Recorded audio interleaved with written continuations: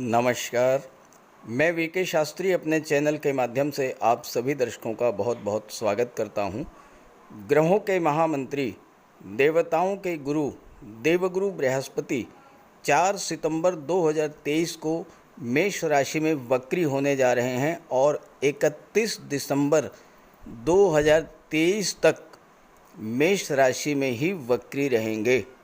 पूरे 118 दिन तक वक्री रहेंगे मेष राशि में। देवगुरु का वक्री होना, लगभग 4 माह तक वक्री होना, हम सभी के जीवन में एक सुखद परिवर्तन, धन लाभ, भाग्योन्नति और हमारी इच्छाओं, हमारे सपनों को पूरा करने के लिए हो रहा है। क्योंकि वक्री अवस्था में देवगुरु को चेष्टा बल प्राप्त होगा। देवगुरु सामान्य अवस्था से 3 गुना अधिक फल प्रदान करने में सक्षम होंगे और साथ ही साथ एक भाव पीछे का भी फल प्रदान करेंगे। तो देवगुरु के वक्री होने का मिथुन राशि के जातकों के जीवन पर क्या प्रभाव पड़ेगा, इसी का विश्लेषण करेंगे इस वीडियो में। ये विश्लेषण आपकी चंद्र राशि के आधार पर किया जा रहा है, यानी जन्म कुंडली में चंद्रमा जिस राशि में गोचर कर रहे हैं वही आपकी चंद्र राशि होगी। तो ये है मिथुन राशि के जातकों की कुंडली। देवगुरु बृहस्पति कुंडली के एकादश भाव, लाभ के भाव में वक्री होने जा रहे हैं। एकादश भाव जो आपकी इनकम, आपकी इच्छाओं का भाव होता है, तो क्यों नहीं आपकी इनकम बढ़ेगी, क्यों नहीं होगी आपकी इच्छा पूर्ति। आखिर देवगुरु इसीलिए तो देव एकादश में वक्री हो रहे हैं और दशम का फल दे रहे हैं, ताकि आपके कार्यों से आपकी इनकम बढ़े और आप अपनी इच्छाओं की पूर्ति करें। देखिए, इस समय पूरे 118 दिन तक देवगुरु बृहस्पति वक्री रहेंगे। वक्री अवस्था में देवगुरु को चेष्टा बल की प्राप्ति होगी, फल प्रदान करने की क्षमता 3 गुना अधिक होगी और इस तरह से एकादश भाव में गोचर करते हुए आपकी इनकम को भी बढ़ाएंगे, आपके सपनों को पूरा करेंगे, आपकी इच्छाओं की पूर्ति करेंगे। देवगुरु बृहस्पति कुंडली के 5 भावों का फल प्रदान करेंगे। देखिए, दशम के स्वामी हैं और सप्तम के स्वामी हैं, तो दशम भाव का और सप्तम भाव का फल प्रदान करेंगे। देवगुरु की दृष्टि तीसरे भाव पर पड़ रही है, देवगुरु की सप्तम दृष्टि 5वें भाव पर, देवगुरु की नवम दृष्टि 7वें भाव पर। तो इस तरह से देवगुरु कुंडली के तीसरे भाव, 5वें भाव, 7वें भाव, 10वें भाव और 11वें भाव 5 भाव का फल प्रदान करेंगे। यहाँ पर देवगुरु सप्तमेश होकर के और दशमेश होकर के एकादश में गोचर कर रहे हैं।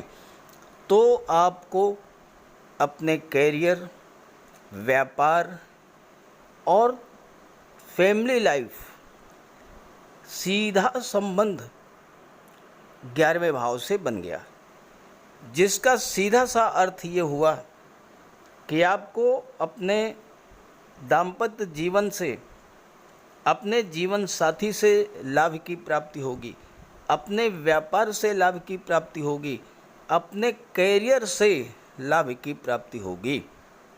वक्री अवस्था में दशम का भी फल प्रदान करेंगे और दशम के स्वामी भी हैं, तो आपको अपने कार्य क्षेत्र से 3 गुना अधिक लाभ की प्राप्त होगी।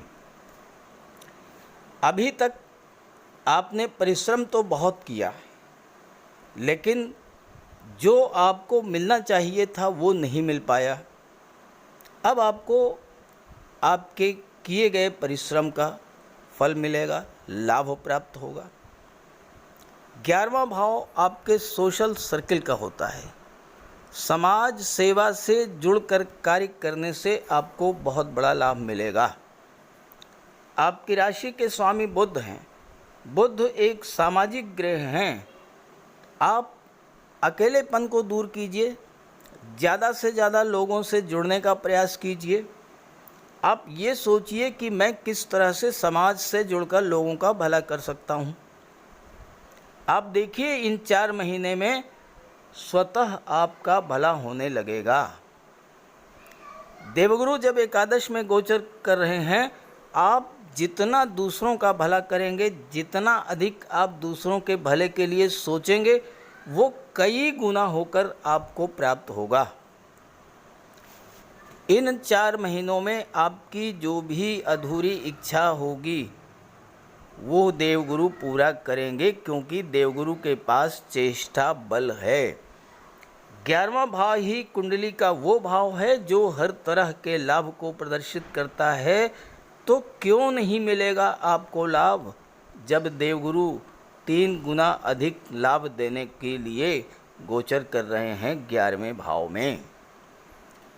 देवगुरु को 3 दृष्टियां प्राप्त हैं, पंचम दृष्टि, सप्तम दृष्टि और नवम दृष्टि। देवगुरु की दृष्टियों की विशेषता है कि देवगुरु की दृष्टियों में अमृत होता है। जिस भाव पर गुरु की दृष्टि पड़ जाती है उस भाव को गंगा जल की तरह पवित्र कर देते हैं। उस भाव के सभी शुभ फल आपको प्राप्त होते हैं।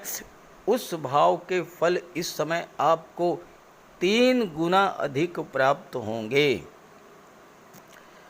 पंचम दृष्टि 3रे भाव पर पड़ेगी, सिंह राशि पर, अपने मित्र सूर्य की राशि पर। और 3रा भाव होता है पराक्रम और साहस का।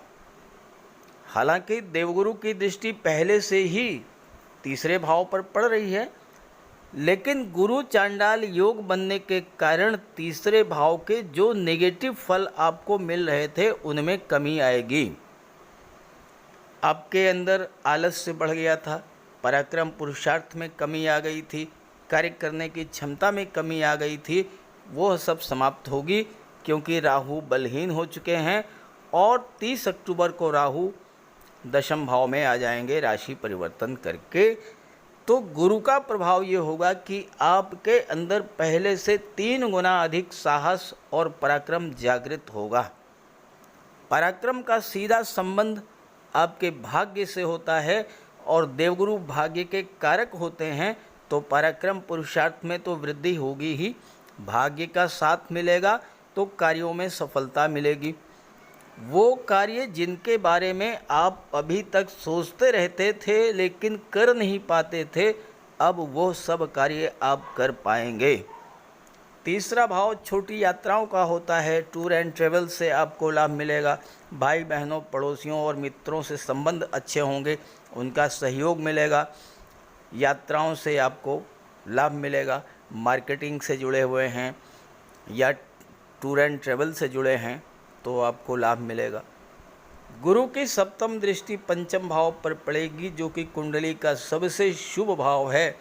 संतान, शिक्षा, लव, रोमांस, क्रिएटिविटी, पूर्व संचित कर्म, लॉटरी, शेयर, मनोरंजन, ये सब 5वां भाव प्रदर्शित करता है।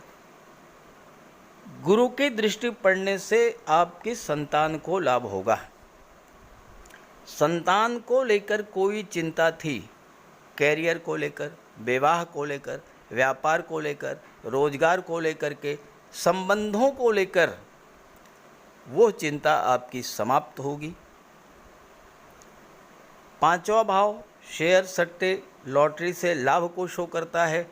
लाभ के भाव में ही बैठे हैं देवगुरु, तो इस समय आपको शेयर, लॉटरी या सट्टे से लाभ हो सकता है। लेकिन कोई बड़ा निवेश करने से पहले अपनी जन्म कुंडली को आप चेक करवा लीजिए और किसी एक्सपर्ट की राय ले लीजिएगा, तभी निवेश कीजिएगा।